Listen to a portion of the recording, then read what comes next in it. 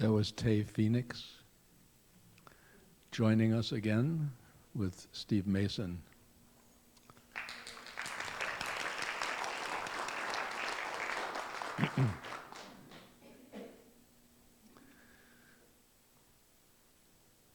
So all of you may have noticed that the slide that's up on the board is the same slide that was here last month. The Unity in Lynnwood community has been wondering what it's been doing there the whole month.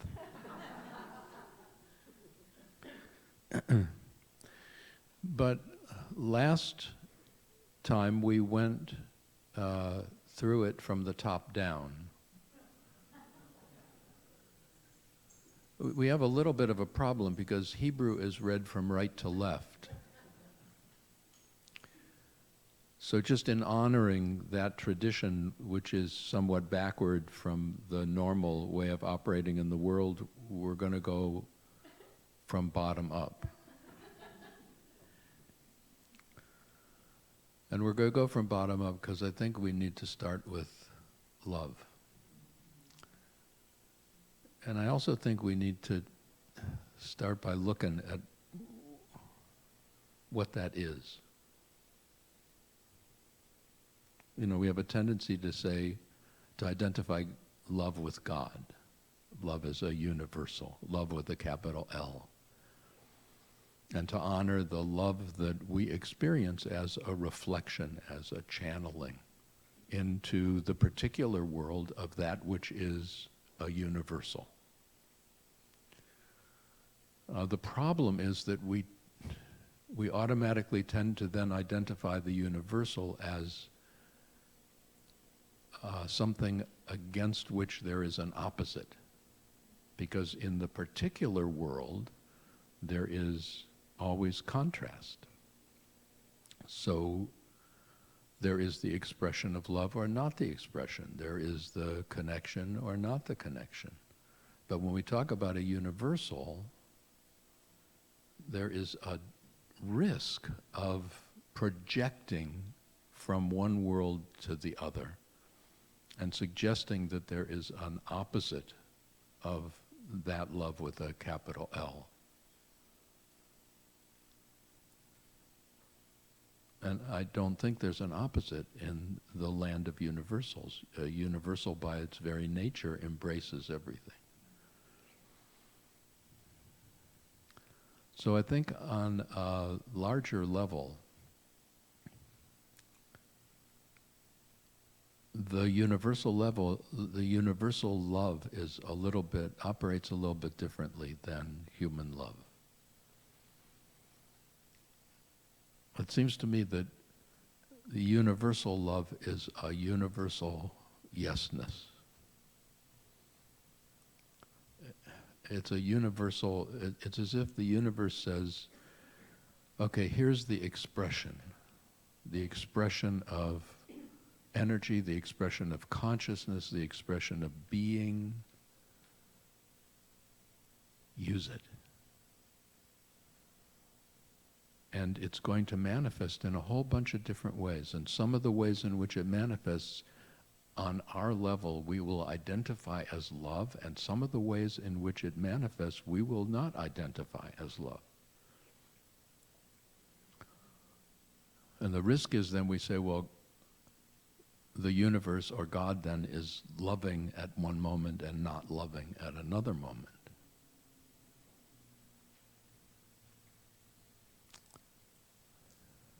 But the universe is this rush of yesness, this rush of love, this rush asking really nothing in return except the acceptance of responsibility.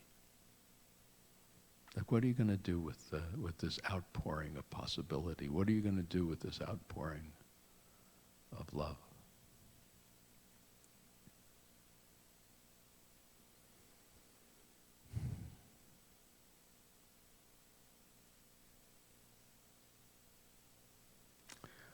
Well, one thing to do with it is to open to it. Just open to it. And know that there is a flow of infinite possibility flowing, yearning to be welcomed in every given moment.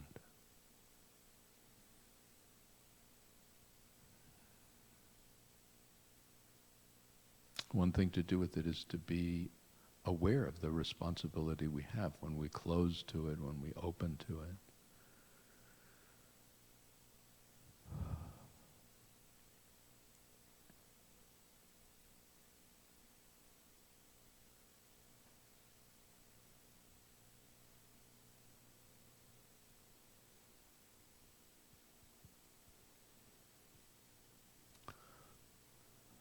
So I thought we should start with love, because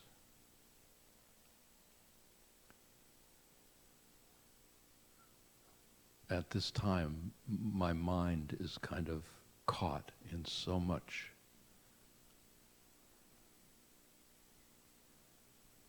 separation and fragmentation that I need to start with love to even talk about it. So join us in the song.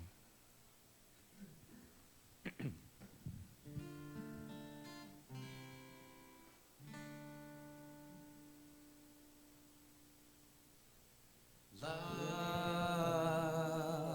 is the way to God.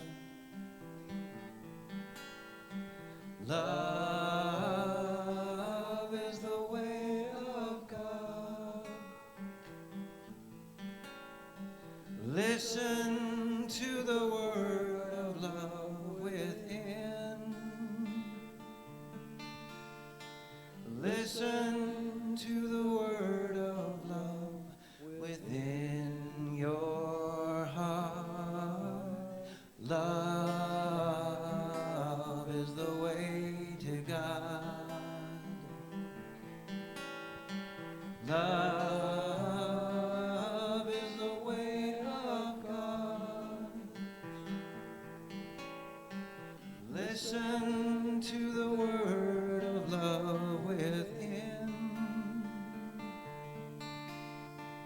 Listen to the word of love within your heart. Love is the way to God. Love is the way of God. Listen to the word of love within. Listen to the word of love within your heart. Love is the way of God.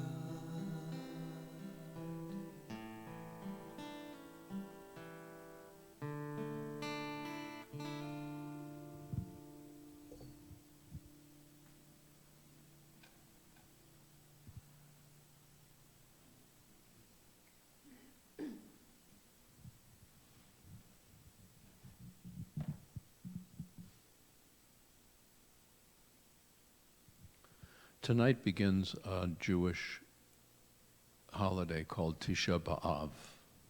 Tisha is a number, 9. Av is a month. So it's the 9th day of the Hebrew month of Av.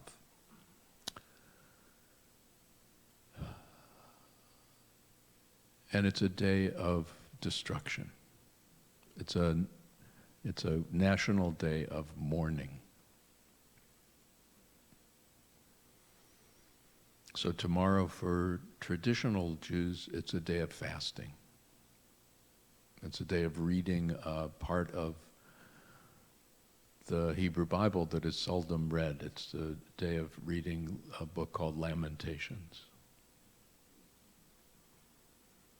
And it's about loss, and it's about destruction, and it's about anguish, and it's about separation, and it's about fragmentation, and it's about pain.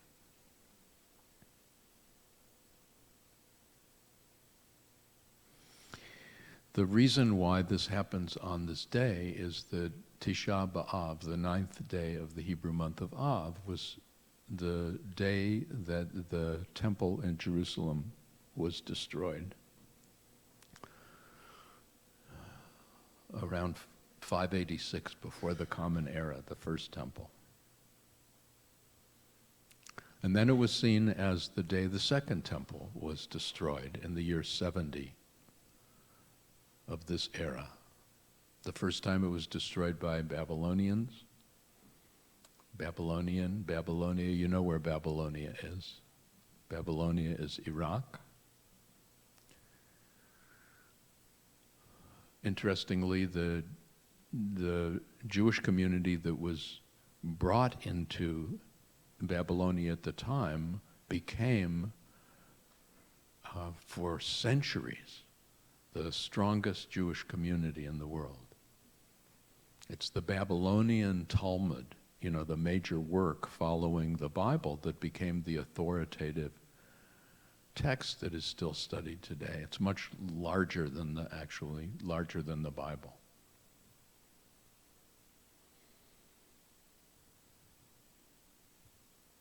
The second destruction in the year 70 by the Romans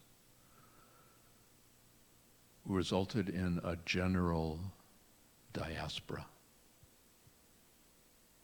It's okay, there were some of us who for centuries were already in Babylonia, but we weren't all over. And the year 70 kind of destroyed the structure again that had served as the core, the center of the community. And when that was destroyed, one might imagine that that was the end of the adventure of this people.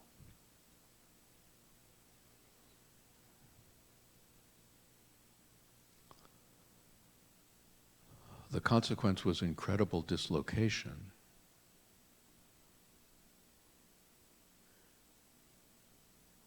But the consequence was a possibility of a fuller kind of survival.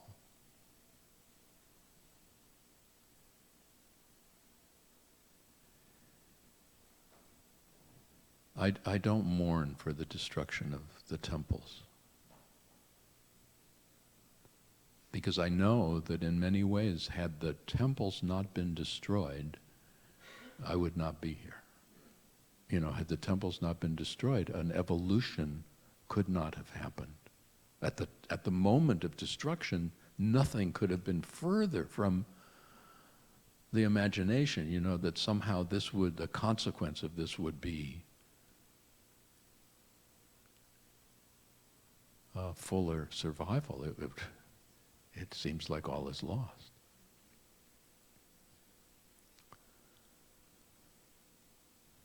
And delving into the energies of Tisha B'Av is like delving into the energies of being here at this moment in history, at this moment in our country.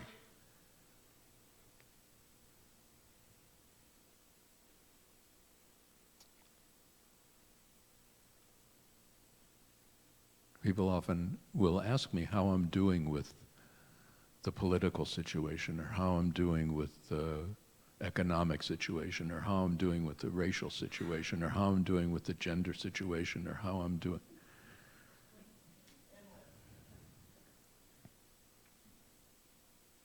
How do I answer that? Oh, fine.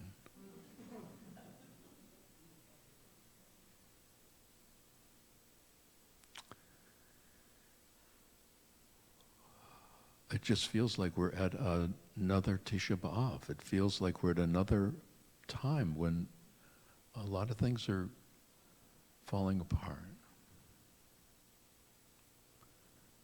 Climate.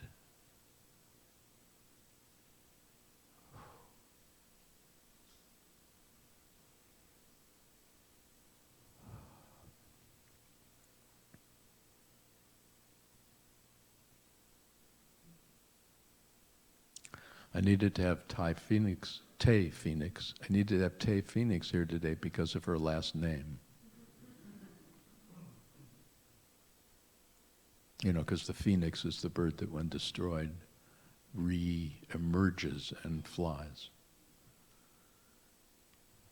But the reality is, with no reflection on Tay, God bless you, I don't want the bird to reform itself and fly. That's happened again and again and again. The bird reforms itself and flies. And by golly, when it reforms itself and flies, we wind up in the same place where we started. And it may take centuries.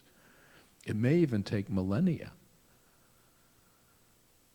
But all of a sudden, we're destroying each other again, and we're destroying our place again. We're doing it on a scale now that has never been achieved before in human history, but there's never been a time in history when we haven't been killing each other. We are really remarkable beings. I don't know any other animal who enslaves themselves, enslaves each other. Sometimes I think that the Tisha B'Av, the destruction that we are witnessing in our country, is partly because we have not been willing to own our shadow. We have not been willing to own the underbelly of our existence. We just, things are going, if they go right, we just are happy to forget that we ripped this country away from people who were living here. We just took it. And we left them with treaties that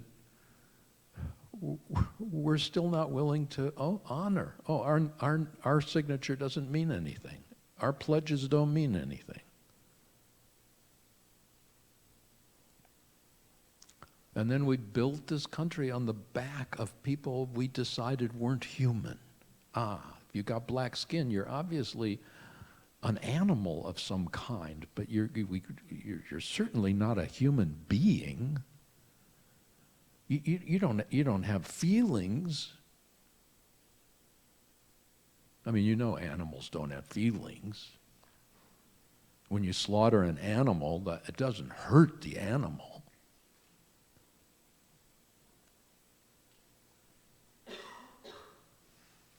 And then we build this country on the subjugation of women.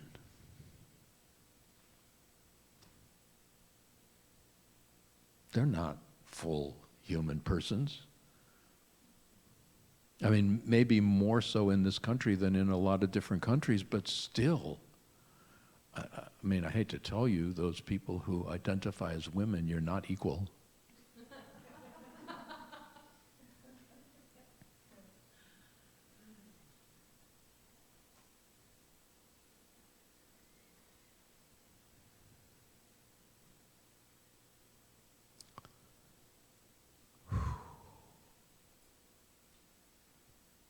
There are times I want to hide from what's not working. You know, and I, like many, have developed ways of doing that. You know, compartmentalize, settle,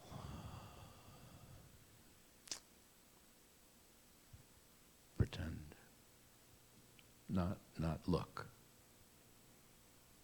Oh yes, I'll take the newspaper, but what I really want the newspaper for is for the comics. I want to see what's happening with Luann and Crankshaft.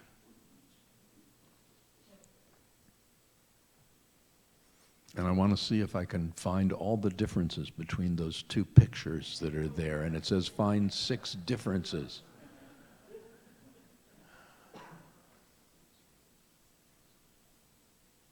And I can tell myself I've fulfilled my obligation.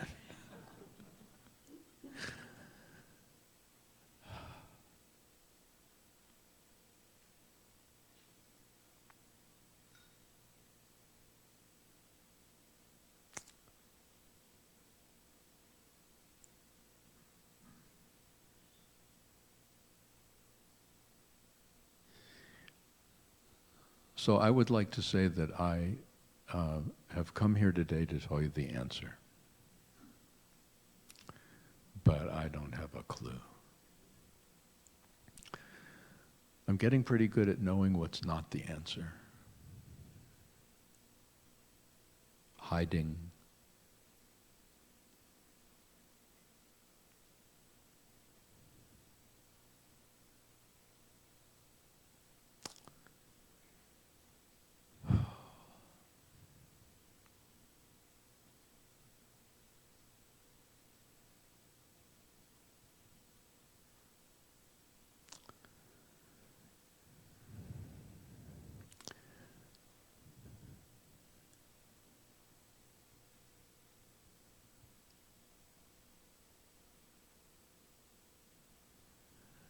There's another thing that's happening this week, and that's a Torah portion.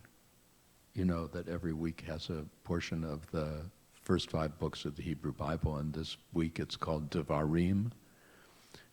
Devarim means words. It's the name in Hebrew of the 5th of the 5 books of Moses. We call it in English Deuteronomy. Deuteronomy is from the Greek meaning a repetition. Because actually the whole Torah journey ended at the end of the last book. At the book of Numbers, we're about to enter the promised land. The journey's done. And along comes a whole other book. And it is written later, and it shifts things a little bit. And the way it shifts things is it focuses much more on a spiritual consciousness, because consciousness has been evolving. You know, it's like, we see more. There's more available. And the book of Deuteronomy is cast as 3 major lectures that Moses gives. A lot of it's repetition and a lot of it's new. Among the statements that's new is the Shema. It's in the middle there. I'm going to force you to sing it later this morning. Even though your mouths protest the ch of echad.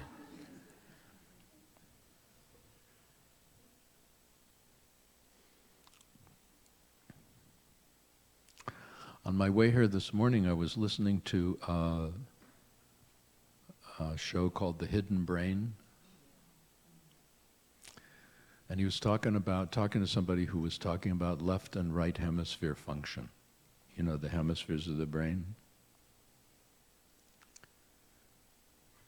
In 1975, when I completed my dissertation in psychology, my work focused on the difference between the left and right hemispheres of the brain. And at the time, I mean, it was such a different time. I look at the dissertation now, I can hardly understand it anymore, but I just remember Xerox machines had been invented by that time. You know, so I have a Xerox copy. My rabbinic thesis, there weren't any Xerox machines yet. I still remember my son looking at this onion skin copy of it and saying, "What's this?" and wondering if I could find him some carbon paper that he could. Anyway, the measurements in those days were much grosser than what can be measured now.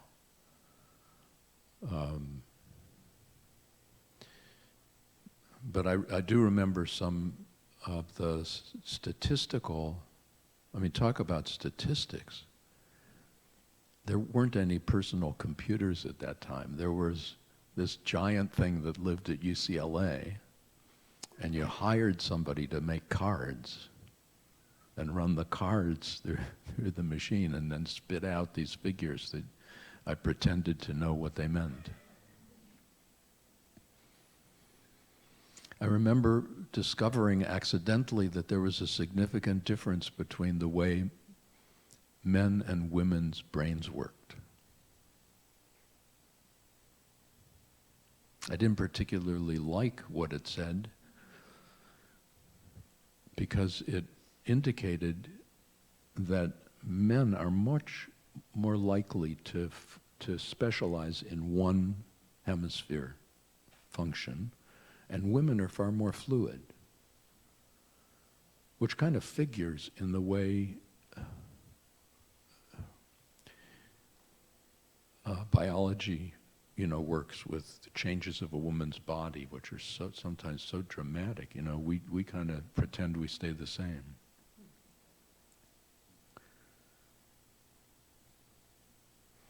It's why somebody like me who focuses on the more spiritual cannot be entrusted to do the accounting.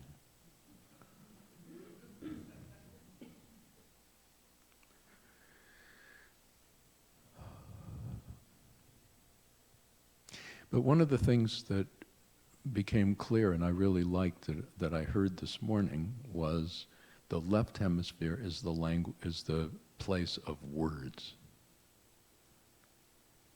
And it just, right. And one of the things that was said was that what a word does is stop things. Like nothing is actually stopping in our experience. Our experience is this ongoing process. But a word freezes it. Like in this moment, this is what this word is. And the left hemisphere knows words. This is, with most of us, the left hemisphere is the language hemisphere. And our words fragment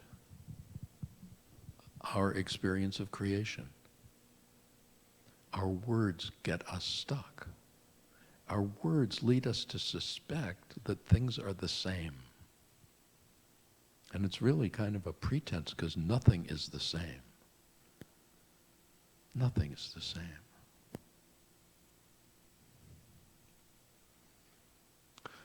My favorite image where Heraclitus said you can only step into the same river once. I am absolutely convinced you can't even step into the same river once, because it's never the same river. The sameness is a total illusion. Go step. As soon as your foot approaches it, it's different. As soon as one toe goes in, it's different. As soon as the heel hits, it's different. As soon as the foot is down, it's different. What is the same? But when we live with the words, we pretend that things are the same. And when we pretend that things are the same, we pretend that words can fix things. I could fix things if I just say the right words. If we just agree on the right words. If we just together repeat the right word. Is this not true?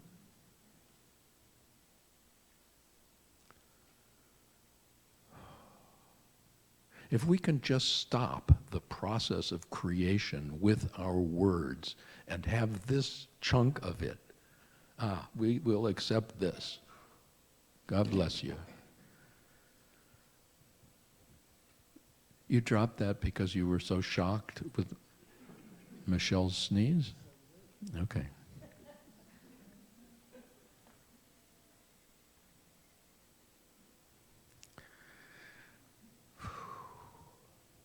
So many of us are going through changes. We don't even know. But boy, I'm looking at Michelle because I know she's leaving this city and venturing back east.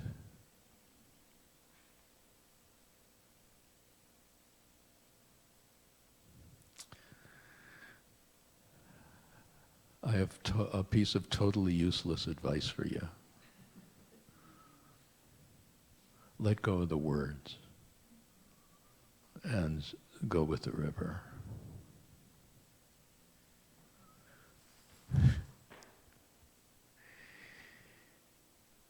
What do you do when things are falling apart? What do we do when the temple's being destroyed? when the center is being destroyed, when something we experience as a center, it could be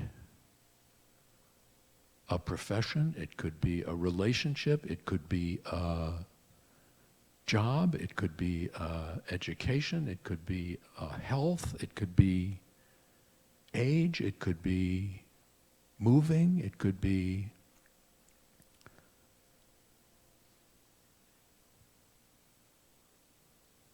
what do you do?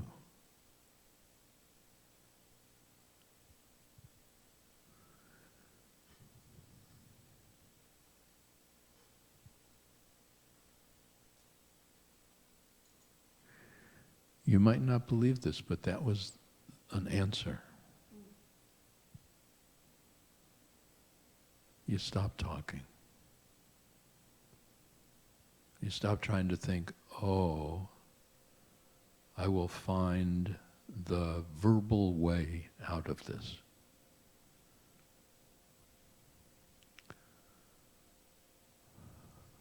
And you go, okay, a word is just going to try to stop it. And if I stop it, it hurts more.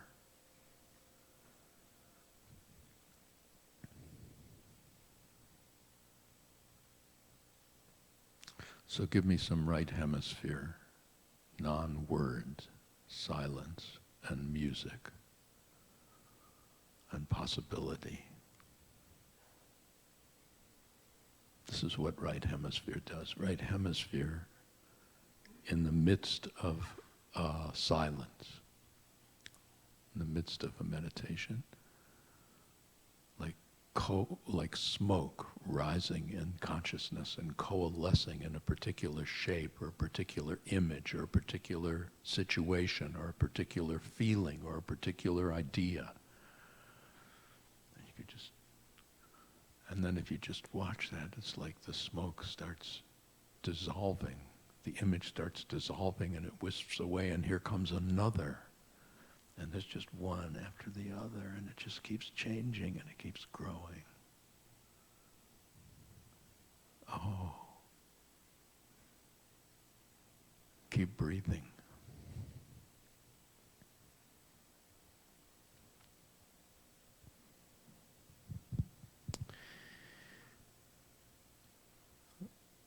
This is a song by Steve Mason called Peace Pays.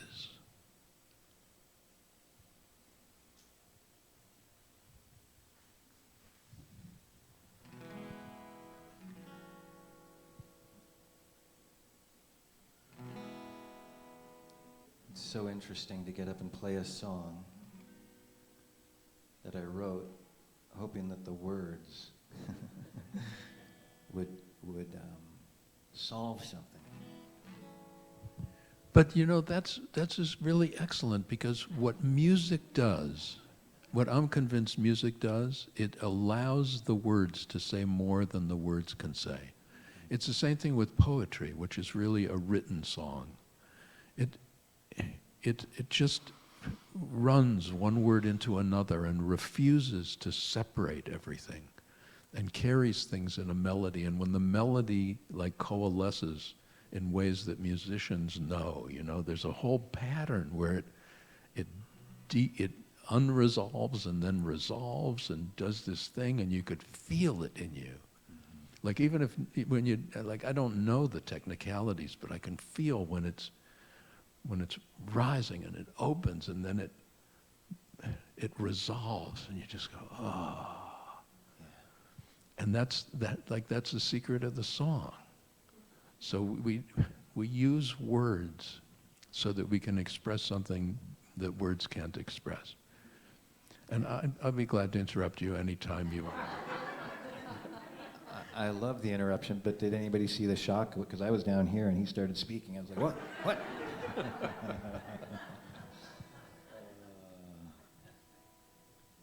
Yeah, at best, many of the songs I've written, at least, they remind me. They have me aspire, and most of the aspiration is around love. It is, so.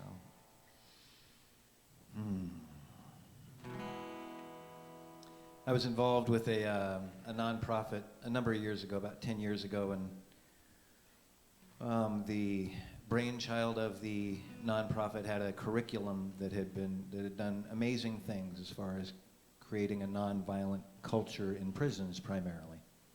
And I was inspired because all the talk in trying to get funding and so on was the cost of violence, right?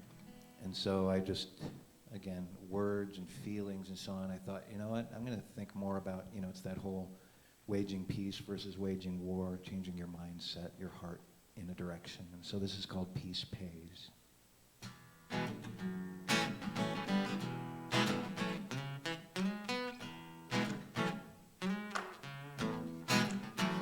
I know some people wearing shades inside their houses after collisions with imaginary doors.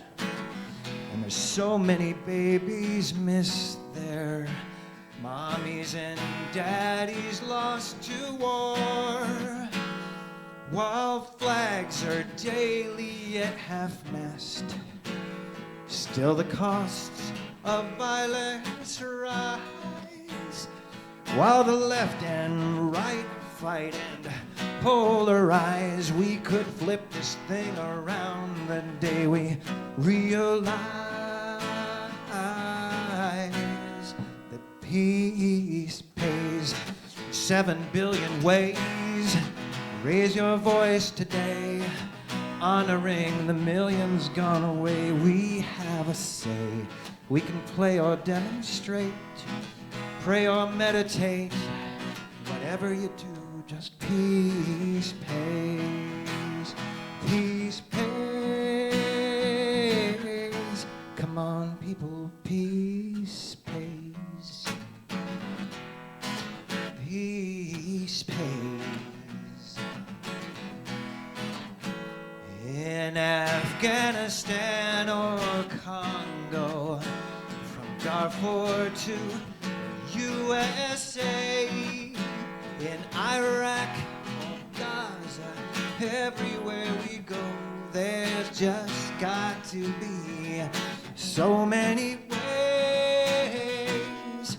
Peace pays. Nearly 7 billion ways. Raise your voice today, honoring the millions gone away. We have a say. We can sing or demonstrate, pray or meditate. Whatever you do now, peace pays. Peace pays.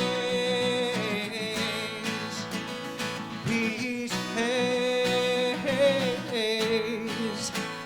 Peace pays.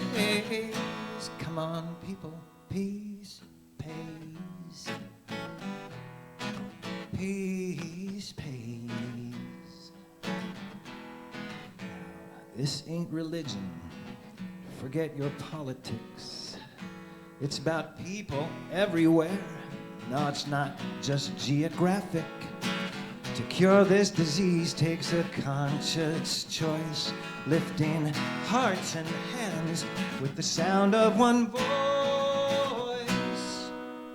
That's where there's power in our hearts.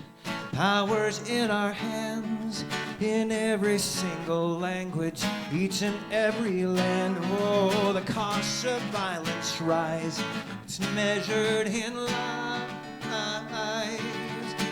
We may be smart, but when we're wise, then we'll realize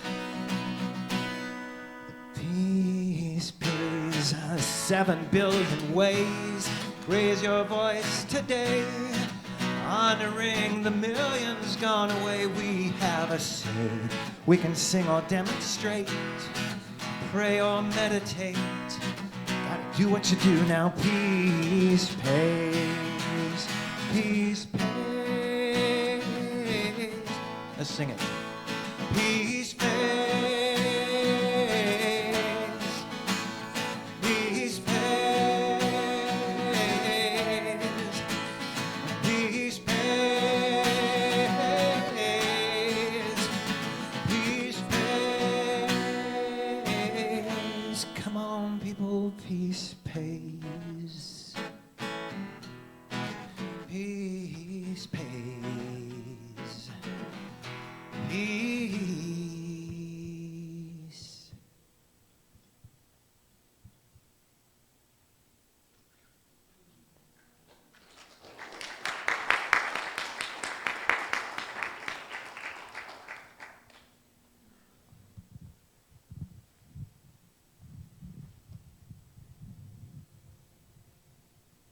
It's kind of scary that, like a song that was written in the midst of wars. How long ago did you say you wrote that? 10 years? Could be written tomorrow.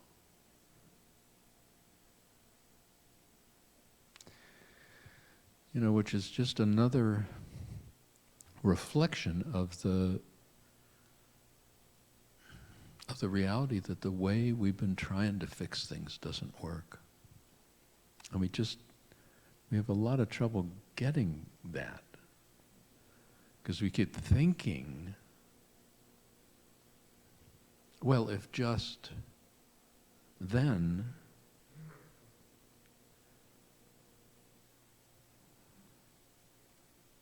there's something about this human condition that we don't understand. Well, there might be a couple things about this human.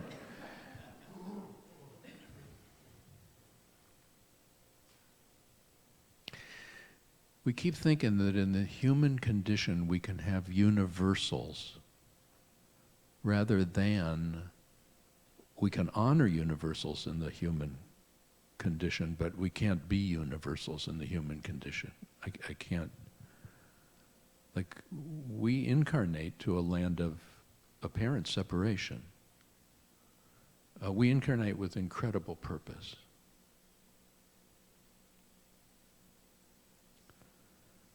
Like, all you gotta do is look outside and go, the only way I could see that is to incarnate.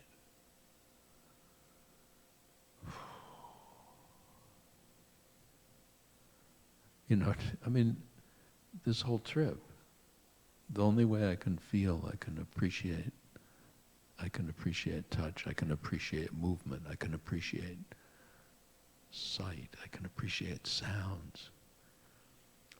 I need this. But this comes with certain conditions.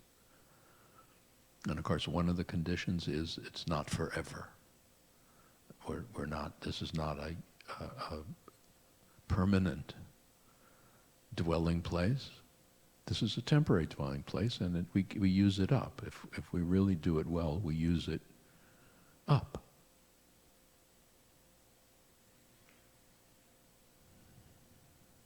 But we keep confusing, so we look at certain aspects of the human experience and we think we can fix them.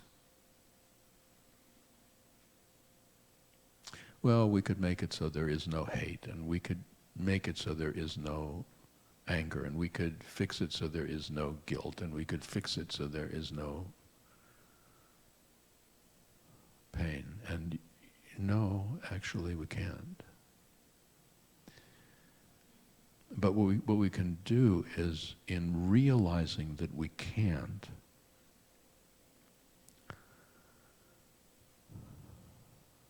stop trying to remake it as if we could.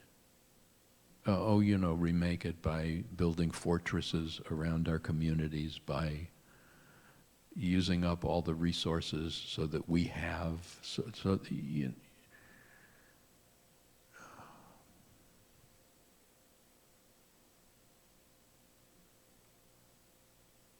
want to live a life that has no sadness, that has no pain, that has no separation, that has no fear.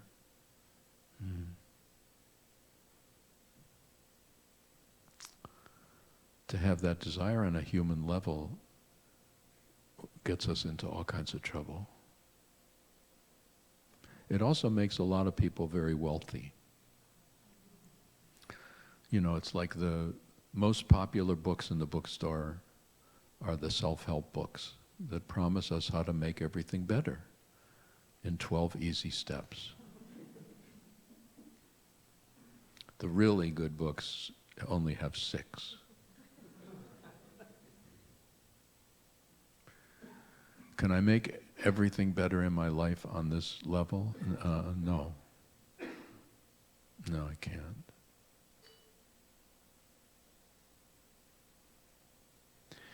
Can I be totally honest? There's a guy, a psychologist, who was writing some books called Radical Honesty. I have the books. They scare me every time I open them.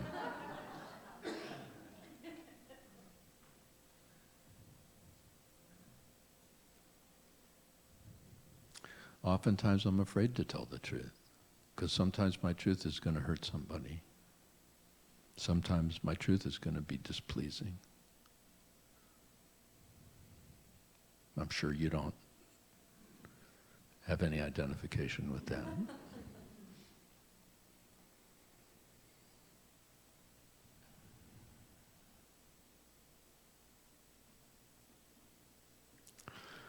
So how do we be human in a land of universals that we can never fully actualize on this level?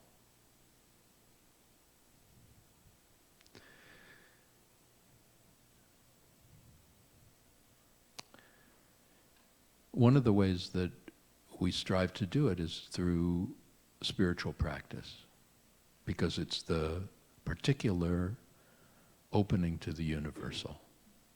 Can I always live it? Can I always walk it? No. But there are moments when I am it. So in my tradition, the central phrase that's meant to help us remember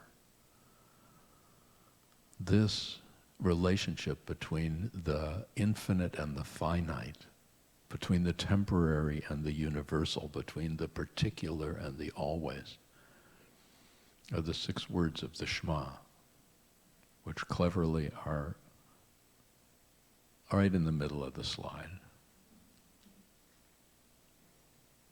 It's like the universal mantra in my tradition. And a mantra is always meant to lead beyond itself. If all we do is hold on to the mantra, that's just the beginning. So this is meant to lead somewhere. And where it's meant to lead is beyond the words. And I could take any one of the words. It starts with Shema. What does Shema mean? Yeah, listen. If all we had was that, if all we did was listen, listen, listen. What's true for you right now? What's real for you right now? Whatever it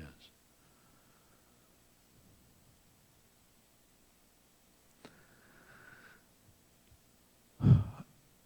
To the extent we name it, we lock it in. But what if we just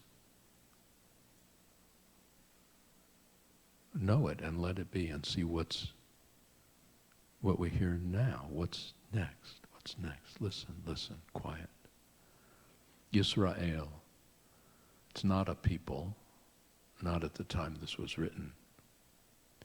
It means God persists. Yisrael. Listen, there's something universal that's happening right here. Whether we know it or not, there's something universal happening here. And then it says the Hebrew letters Yud He Vav He, which we use the word Adonai, and it means what is. Everything that is, isness. Eloheinu. Eloheinu means is our God. What awakens in each and every one of us can't actually be contained by us. It's the spark, it's the life.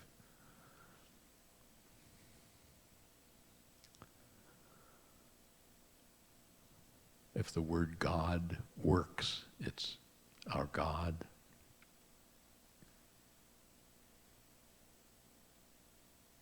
Behind every word, behind every feeling, behind every motion, behind every stillness,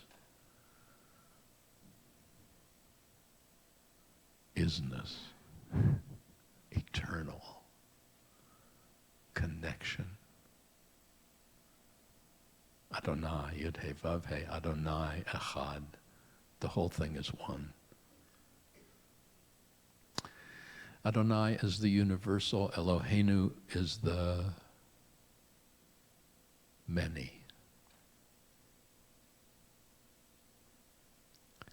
Listen, God persists.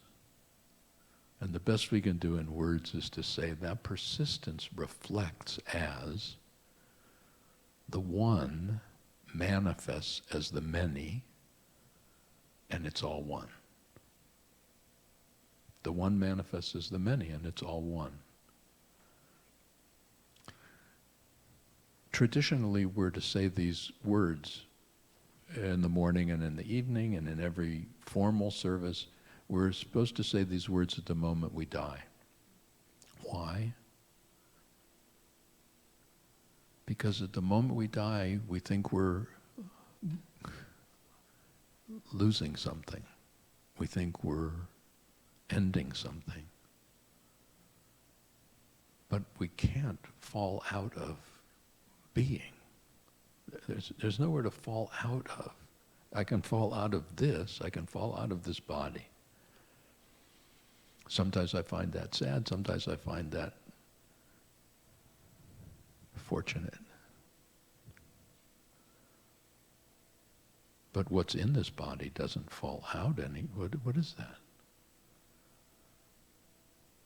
It's like, how do I remember not to go out screaming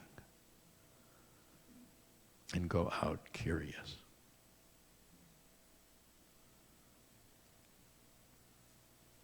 Where am I now? Where am I now? Where am I now?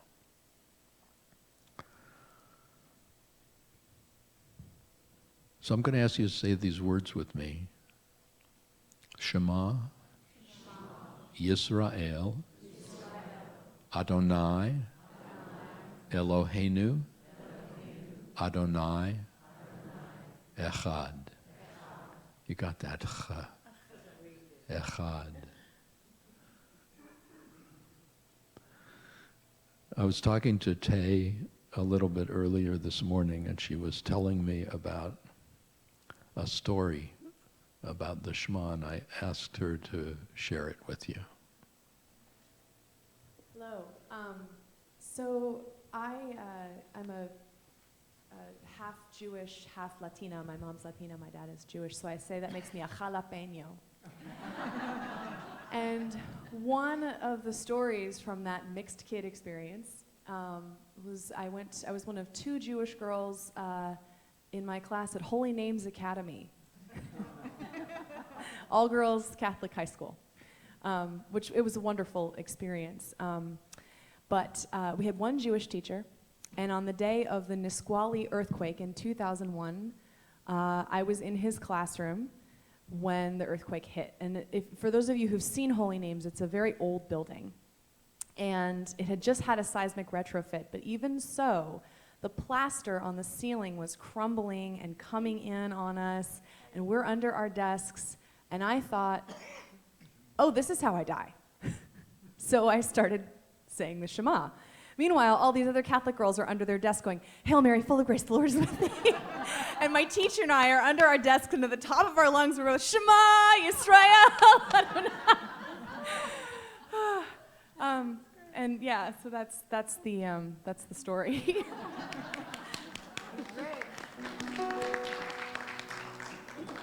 Shema Yisrael, Adonai Eloheinu, Adonai Echad.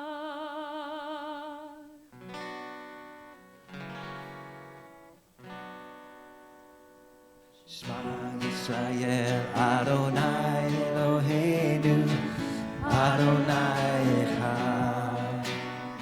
Shema Yisrael, Adonai Eloheinu, Adonai Echad. Shema Yisrael, Adonai Eloheinu, Adonai Echad. Shema Yisrael, Adonai Eloheinu, Adonai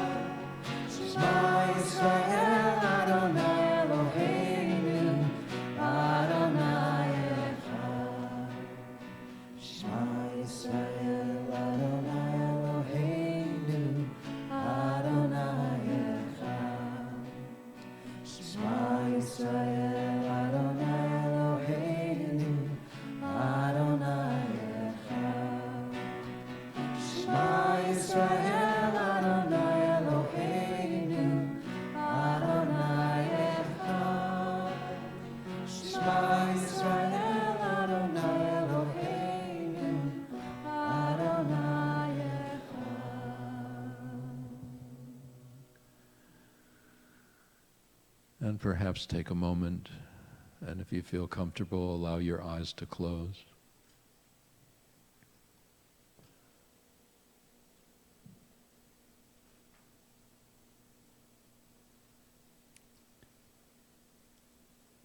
And allow yourselves some moments to explore the humanness.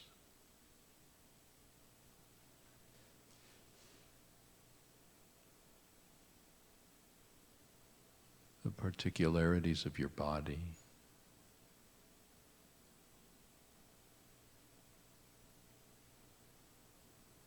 What's the body doing now?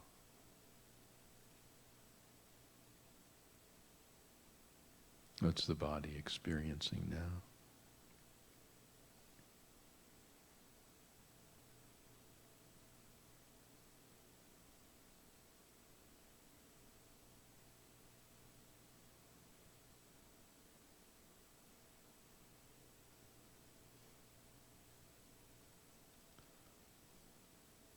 And the humanness, the particularity of thoughts.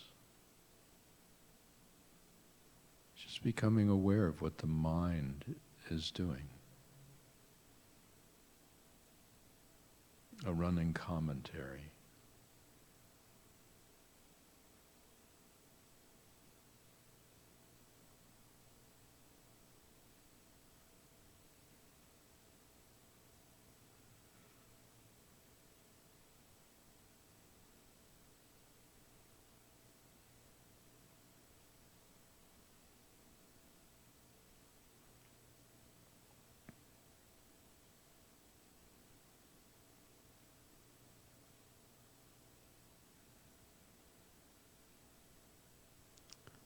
And there might be feelings.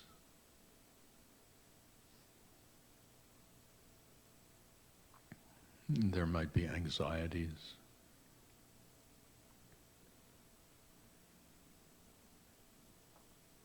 There might be fears. There might be yearnings.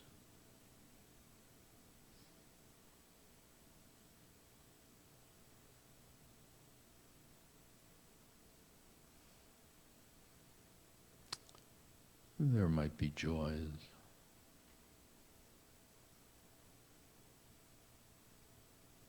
There might be hopes.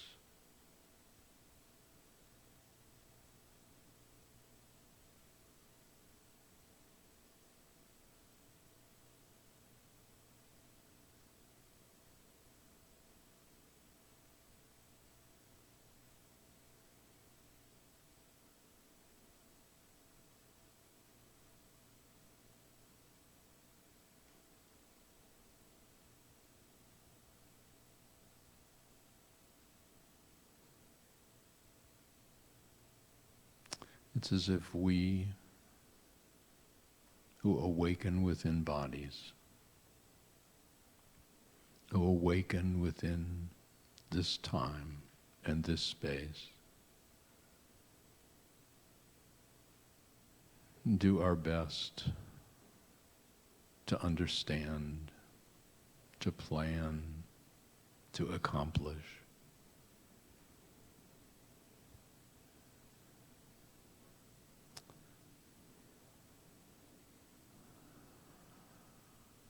Our tool is language. Our tool is thought. Our tool is body.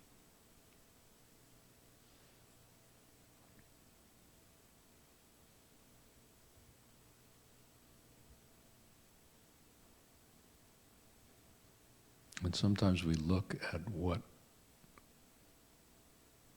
we have accomplished with our words, with our thoughts, with our bodies.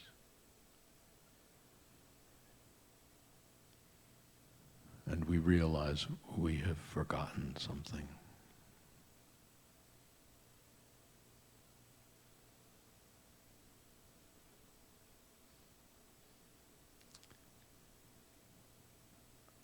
We forgot something much bigger, much grander, much greater.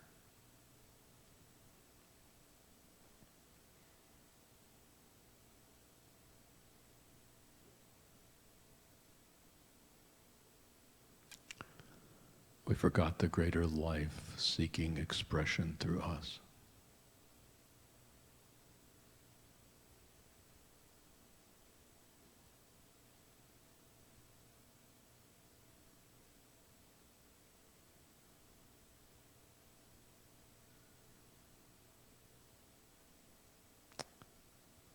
Too often we hid the truth of that life.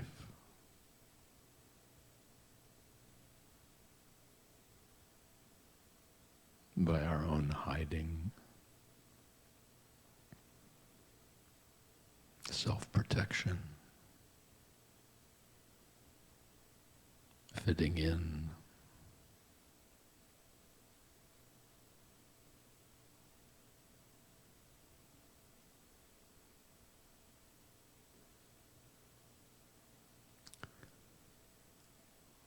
It's so human to forget.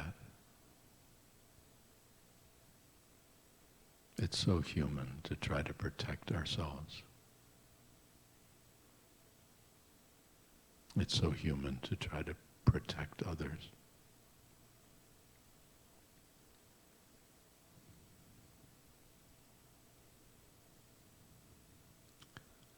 But in our human doings, in our human havings,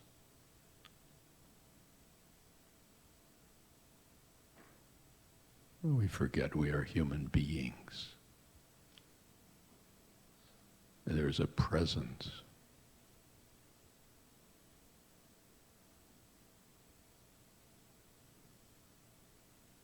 A deep, abiding connection.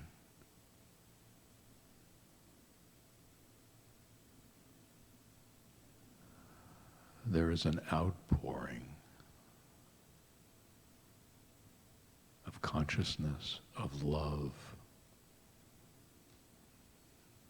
yearning to be translated through us into possibilities, into finer visions, into connection, into celebration, into reunion.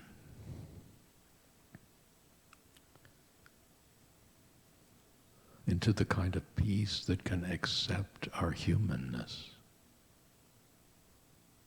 Into the kind of peace that can know.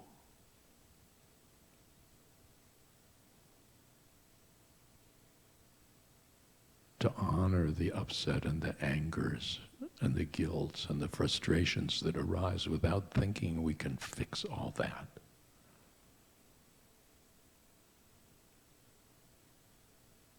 But holding each other's hands as we journey through the wonders of this incarnation.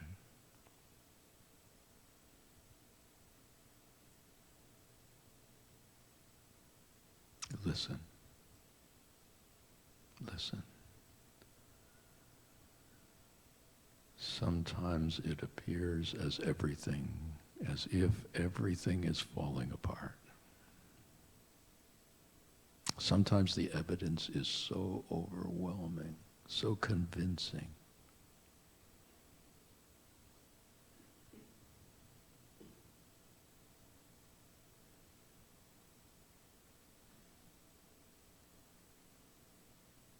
But what? What is waiting to be born?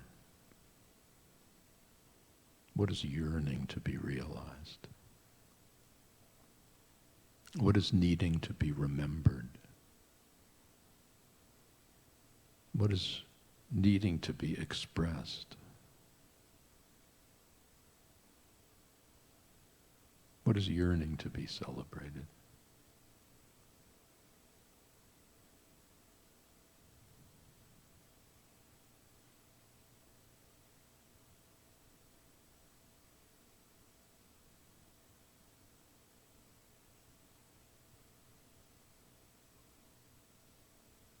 And so in a moment of remembering, I embrace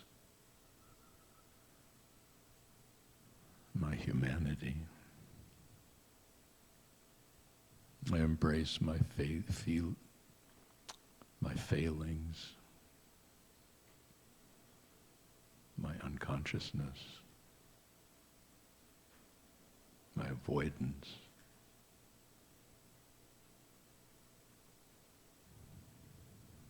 And I also embrace my clarity and my courage.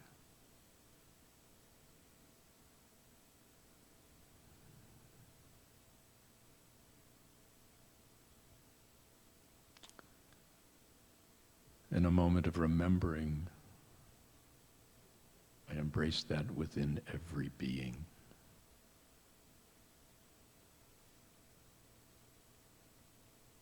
We're in this together, we just forgot.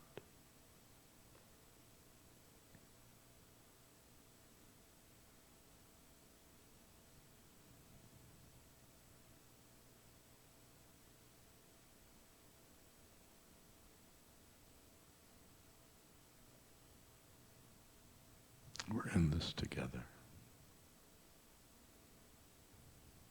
We just forgot.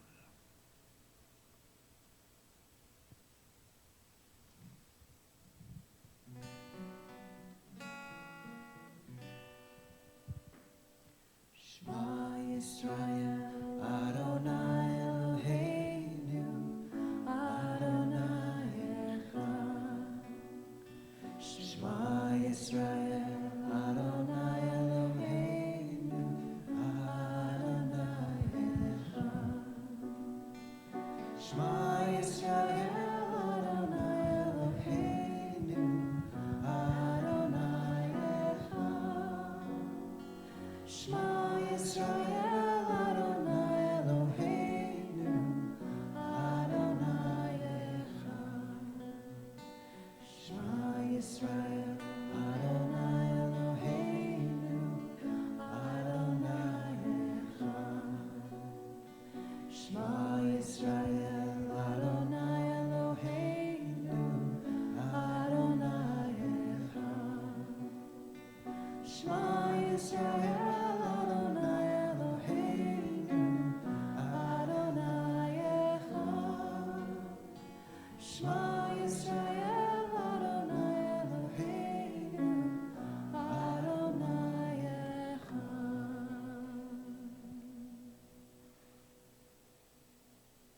Shema Yisrael, Adonai Eloheinu, Adonai Echad.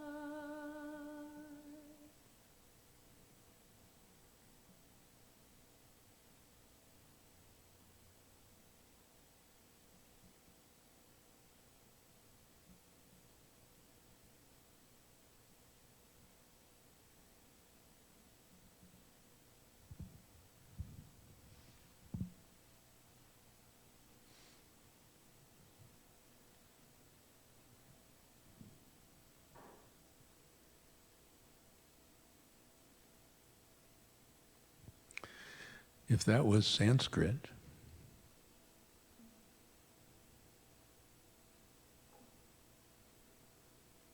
I'd encourage you to memorize it.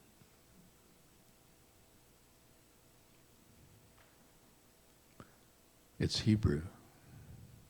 I'd encourage you to memorize it.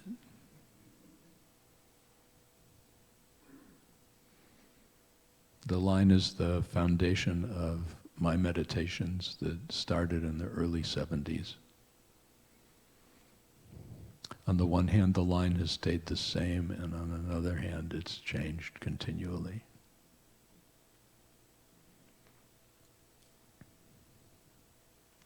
Sometimes I have the fortune of meeting other souls who have on their own found the Shema. Because when I found it, there was nobody to tell me, oh, by the way, this is the mantra.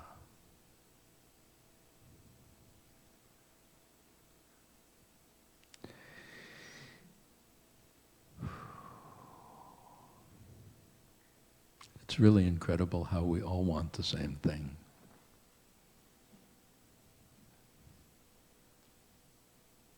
And somehow we think we can get it only if other people are willing to change.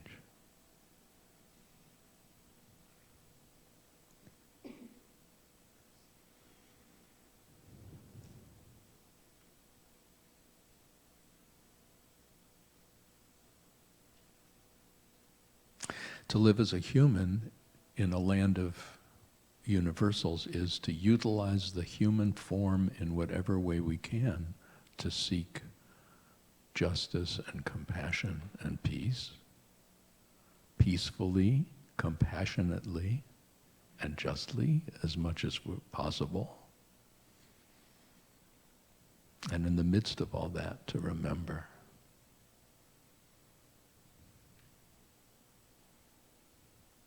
that no matter what we do and no matter where we are, no matter how we feel in any given moment, we are expressions of that which endures. And that means we endure.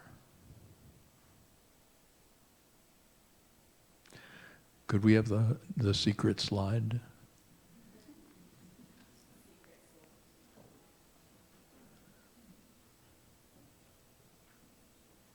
Tay is going to talk about this. So I want to tell you a little bit about the story of this song, about how it came into my keeping and about what it means to me. So as I mentioned, I'm a Latina Jew, and it's a strange experience to look down the barrel of history and see the present staring right back at me, right? I'm watching what happened to my people 80 so years ago happen to my people right now. And I felt very called because of that to participate in a group that's calling itself Never Again Action. And our first action was outside of a detention center in Elizabeth, New Jersey, at the end of June. 36 of us were arrested, myself included, doing civil disobedience, blockading the entrances to a detention center to prevent ICE from being able to come and go and bring people in and out. We were there for 3 hours before we were arrested, and after I was released from jail, I wrote an op-ed which was published first in the Jewish Daily Forward and then in Newsweek. And this filmmaker from Los Angeles got in touch with me. This is an amazing story. His name's Abraham Gurko. His uncle, Wolf Dermashkin, at the age of 25, was the director of the Vilna Symphony Orchestra in Poland. And when everyone started getting rounded up and taken into the ghettos, he became the director of the Vilna Ghetto Symphony Orchestra.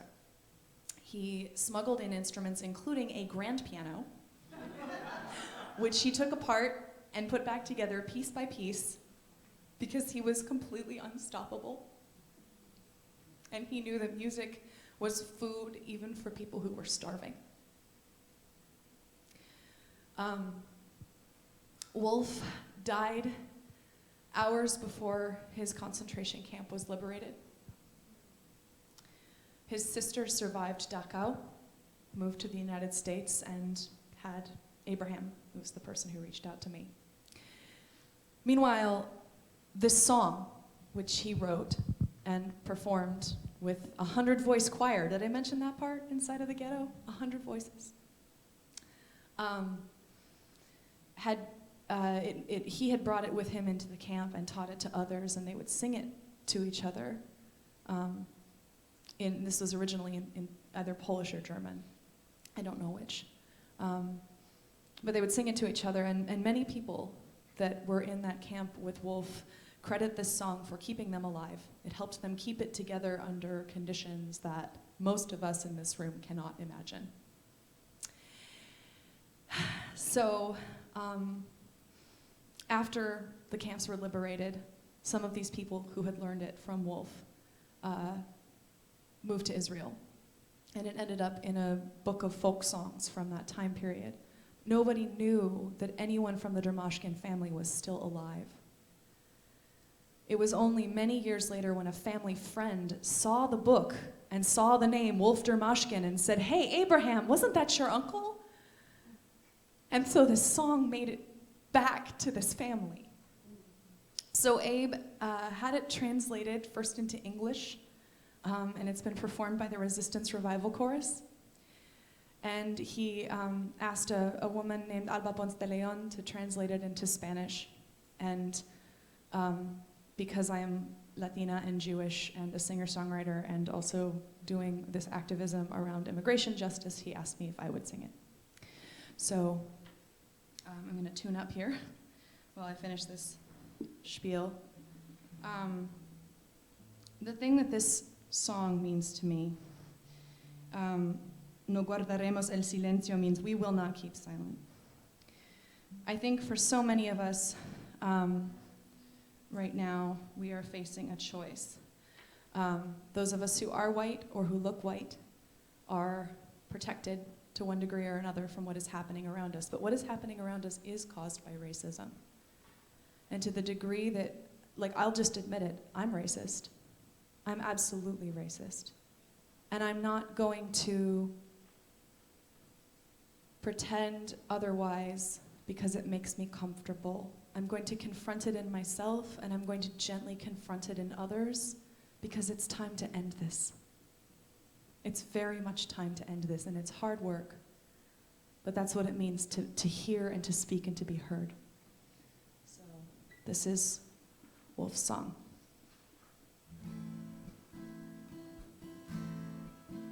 No guardaremos el silencio ni un día más.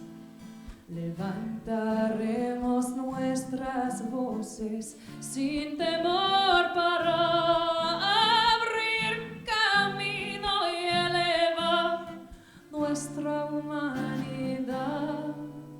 Unidos lograremos que en el mundo haya paz. No guardaremos el silencio, no se escuchará.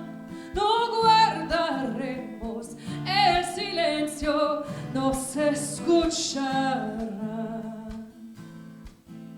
Llegamos siempre en nuestros corazones tanto amor para resucitar a nuestro pueblo del odio. Por más que intenten enterrarnos, todos sabemos, somos semillas con raíces floreciendo. No guardaremos el silencio, no se escuchará. No guardaremos el silencio, no se escuchará.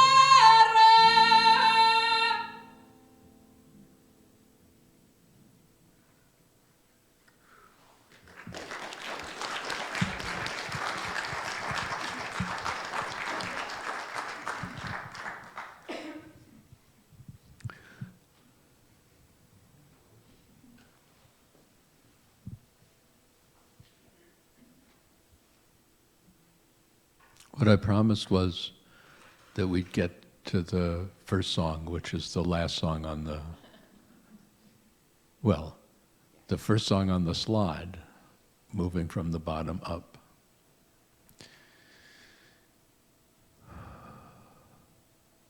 It's like there's something about the energies of Tisha B'Av that draw our rememberings and our awareness of all the shatterings and all the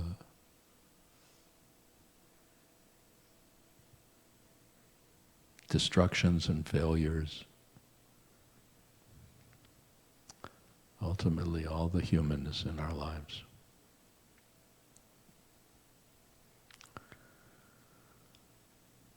It's not really about denying that. Denial is actually not a very effective defense mechanism. It's about holding it in larger arms. It's about holding it in larger consciousness.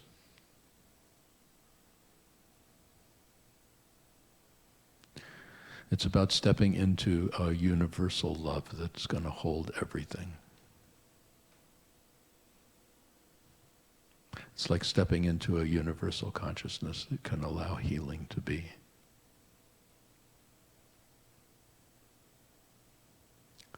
Maybe it's called Shabbat. You know, this remarkable notion that at the end of the week of creation, some of it's been glorious, some of it's been anguished. Some of it's been easy, some of it's been very difficult. Some of it's been hopeful, and so much of it is hopeless. Some of it's been joyful, and some of it's been just so sad.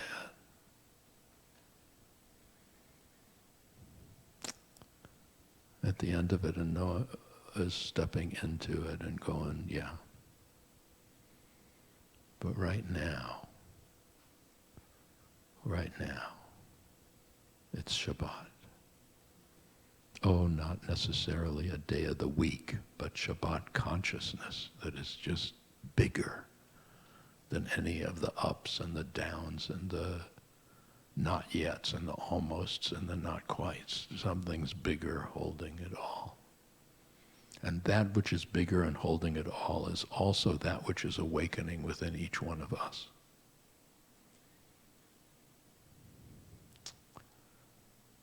We are the ones we've been waiting for. But we got to remember.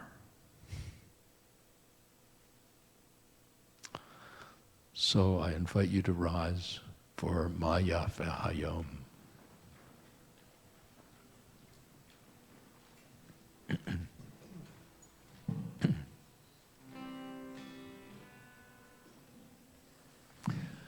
Ma Yafeh Hayom, Shabbat Shalom, Ma Yafeh Hayom, Shabbat Shalom, Shabbat, Shabbat Shalom, Shabbat, Shabbat Shalom, Shabbat, Shabbat Shalom, Shabbat Shalom. How beautiful the day, Shabbat Shalom.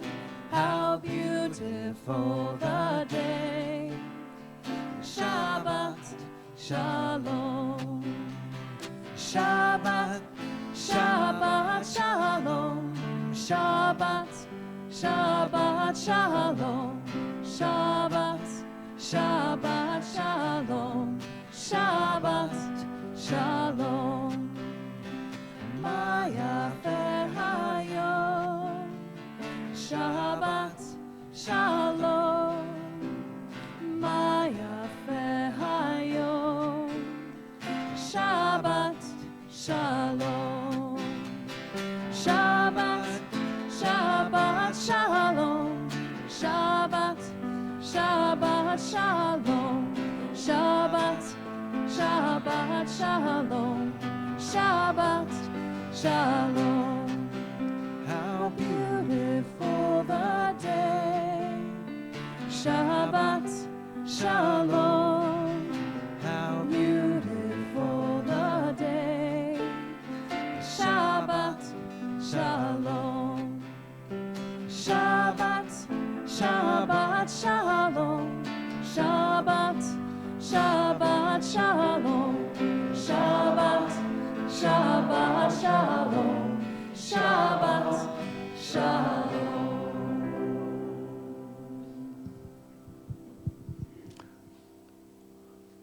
And at the end of our time together, I encourage you to kind of cluster together so you just kind of get a sense of us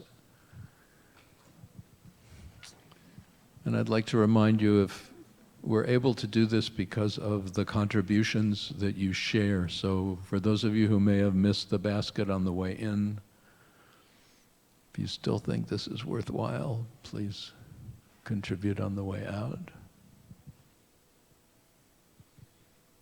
Now that you have the answers to everything.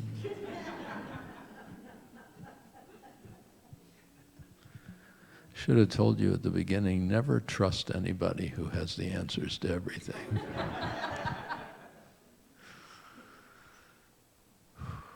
It's like, never trust anybody who says the only way. This is the only way. However,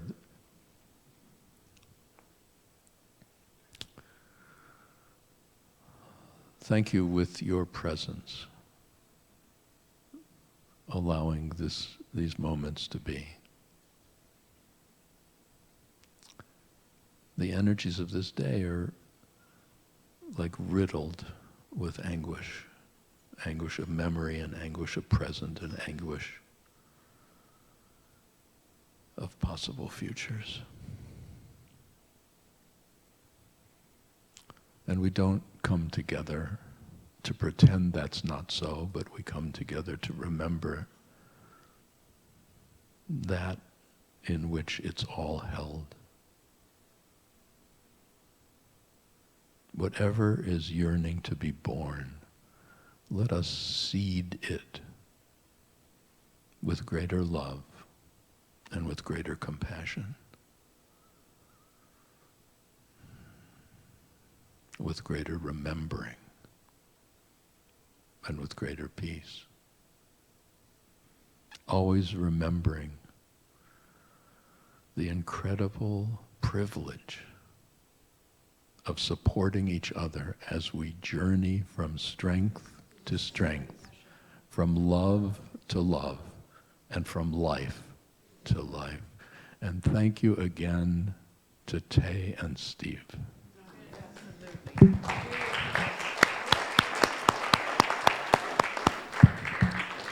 Shabbat Shalom.